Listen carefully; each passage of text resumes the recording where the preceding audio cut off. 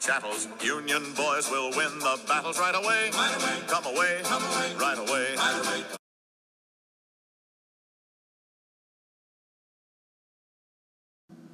The corps moves north and east through Pennsylvania, collecting supplies. The rest of Lee's army follows. Lee is now blind to Hooker's movements, with Stuart's cavalry out of reach. From a spy, Lee learns that the Union army has been moving north much more quickly than he expected. He orders his army to concentrate near the town of Gettysburg. Hooker resigns and is replaced by George Meade. Meade wants to fight south of Gettysburg at Pipe Creek, but the battleground is chosen when Buford's cavalry runs into Confederate General Heath's infantry outside of Gettysburg.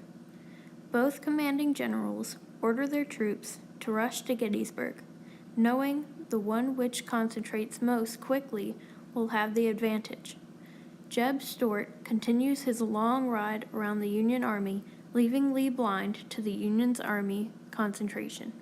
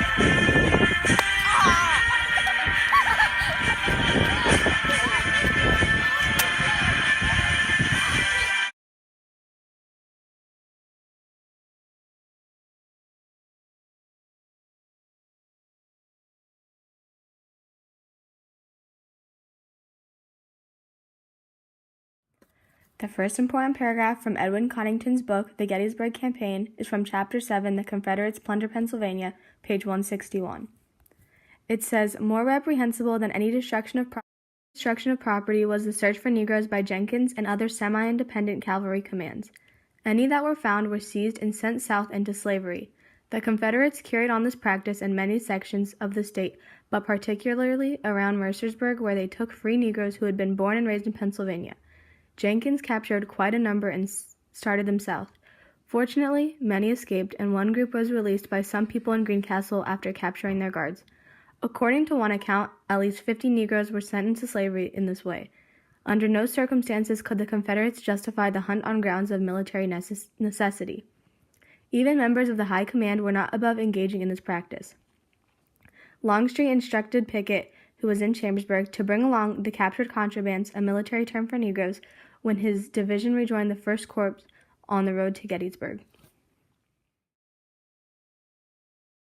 The second important paragraph is from the same book, Chapter 8, The Confederates Move into Battle, page 182. It says, "Lee's surprise upon hearing of Hooker's crossing is therefore puzzling. For over a week prior to the appearance of Harrison, he had been aware that the movement of the main body of the enemy was toward the Potomac. Although he did not know Hooker's real destination, he worried that the Union army might get across the river without his finding out about it.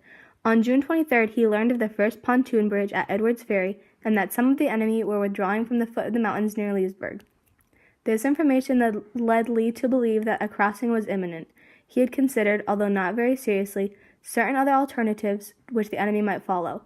For one thing, Hooker might remain inactive, but Lee thought this course was not very likely, especially if he himself made any important moves. There was a chance, too, that the enemy might withdraw to the east toward the fortifications of Washington or to the north to threaten the Confederates' communications with Richmond. However, in view of the pattern of Hooker's counter moves throughout the campaign, Lee logically should have expected the enemy to follow him across the Potomac. From the beginning, he had been confident he could induce Hooker to pursue him, and with this certainty in mind, he had carried out his plan of marching all his army to Maryland and Pennsylvania. Why then did knowledge of his success in drawing Hooker after him cause Lee surprise and consternation? The answer can perhaps be found in his complaint about the absence of cavalry, which, he said, made it impossible to obtain accurate information or to ascertain the enemy's intentions.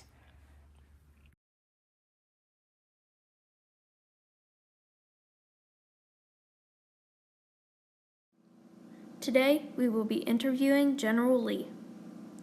How do you feel right now? His answer? I think that we should have won, but today just wasn't our day. The Civil War will continue on even after this. Okay, next question. What were you thinking throughout the battle? His response? I was thinking we were going to lose. They had a lot more soldiers than us, but I still had. The first word we didn't know was fracas. It's a noisy disturbance or quarrel. The sentence we chose was, the police heard a fracas inside the house, and they knew they had to get in there immediately. The second word we didn't know was brigade. It's a subdivision of an army typically consisting of a small number of infantry battalions and or other units and often forming part of a division. Our sentence is, the army created a northern brigade and a southern brigade. The third word we didn't know was barbarity. It means extreme cruelty or brutality. Our sentence is, if a slave didn't cooperate, he was treated with great cruelty and barbarity. The fourth word we didn't know was interminable. It means endless. Our sentence is, the war seemed interminable. The final word we didn't know was subordinate. It's a person with authority or control among others, usually in an organization. Our sentence is, General E. Lee would have been a subordinate.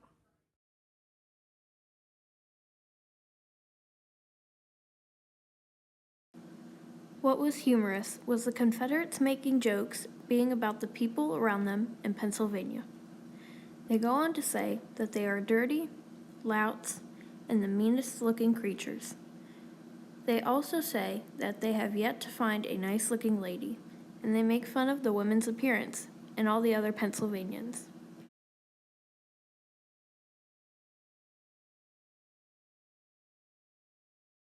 When Napoleon would choose his officers, he would look at their resume and then ask, but is he lucky? This relates to the Civil War because there were moments that were good luck and moments that were bad luck. One moment of bad luck was as follows. One day, 2 Union soldiers were on lookout duty when they saw 75,000 Confederate soldiers marching toward them. They had no other choice but to fight back. Unluckily for them, it was 2 versus 75,000. Everyone was armed, however, the Unionists had no chance. They were quickly killed by the Confederates, and when the Confederates were done, they continued marching on to their wanted destination.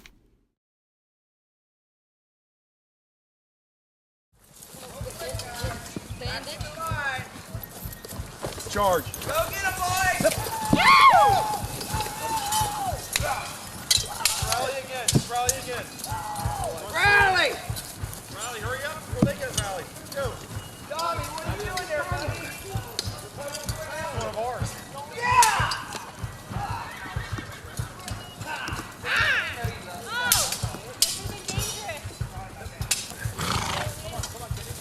Go. Charge.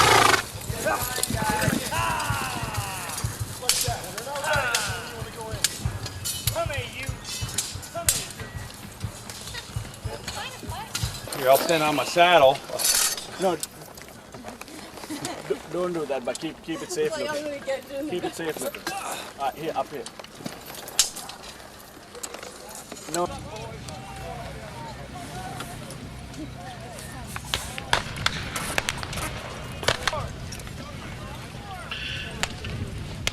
The scenario that we're doing here in the morning of the 5th of July, the scenario that you're seeing here is the wounded is arriving near the Potomac River, about 6 miles southwest of Hagerstown, Maryland, had crossed the Blue Ridge Mountains near Frederick, Maryland, and had 2 sides are arriving pretty much at the same time.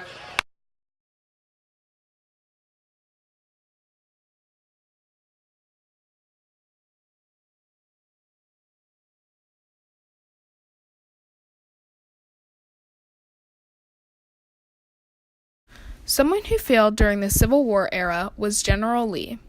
This is because him and his troops lost the war. Since they lost the war, they had to return home defeated. They also had to let their slaves go because slavery was outlawed. If they would have acted differently, they could have won the war. Lee's troops were also smaller in number, giving them a disadvantage.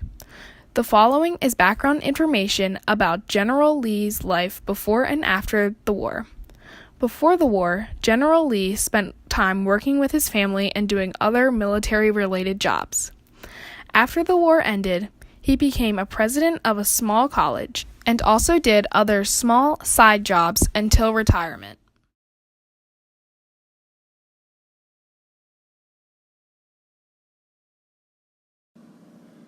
However, there were many weapons used during the Civil War. Muskets and rifles were probably the most popular.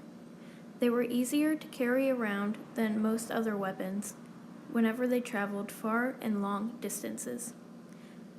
Due to many advancements in these weapons during the time of the Civil War, it led to many casualties.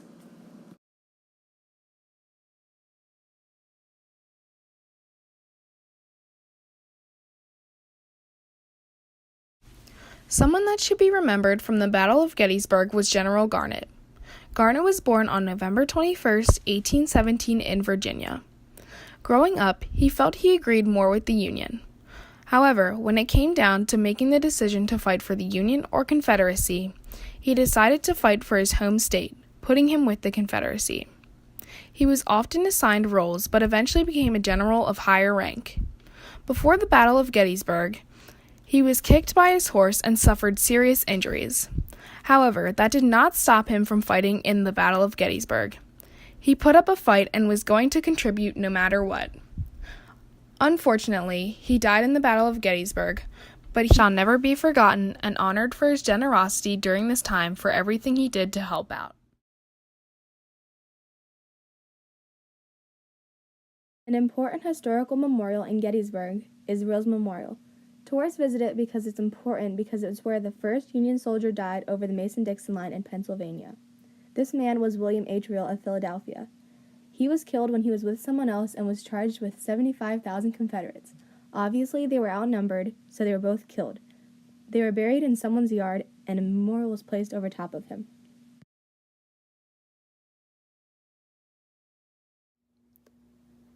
Another historical landmark visitors can tour in Gettysburg is now Gettysburg National Military Park, and it is home to several famous battlefields. It is also where Lincoln delivered the Gettysburg Address. Now, visitors can view exhibits, participate in educational programs, and go from tours around the park's museum and visitor center.